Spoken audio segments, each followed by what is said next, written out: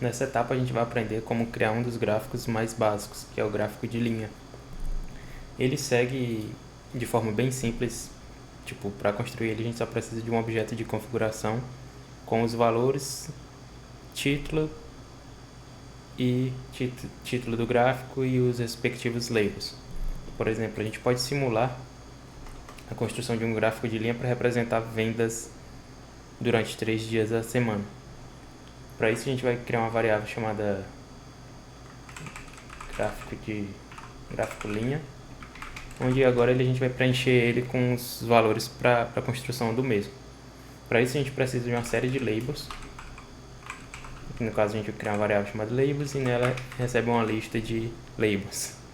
No caso, que representa os dias das semanas. Por exemplo, segunda, terça e sexta. Agora a gente precisa passar o dataset. O dataset ele tem todo o conjunto de informações, como o título do gráfico e os respectivos valores associados a esses labels. Então o dataset tem todas as informações para a construção do gráfico. Aí eu vou criar um objeto chamado dataset, um vetor dataset, ele recebe como parâmetro desse vetor um objeto de configuração, que no caso ele vai ter um label, que é o label do gráfico, vendas da semana,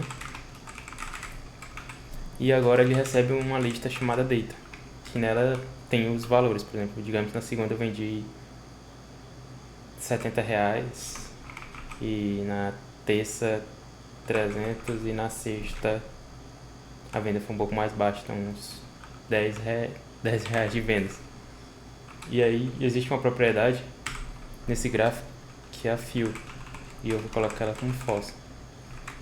Agora, para renderizar esse gráfico, a gente precisa usar o canvas, definir o tipo de gráfico, que é o gráfico de linha, e passar o data de configuração desse gráfico de linha. O projeto não está rodando. Vou executar um ngserve para rodar o projeto e ver se vai funcionar esse gráfico de linha. Beleza, ele funcionou, ele vai de 0 até 300, tipo o título vendas da semana. E como a propriedade de fill tá false, ele não preenche o gráfico abaixo da linha. Então, e com isso tem outras propriedades como background, color, eu acho, blue, red, isso. E aí você pode ver várias informações na própria documentação a respeito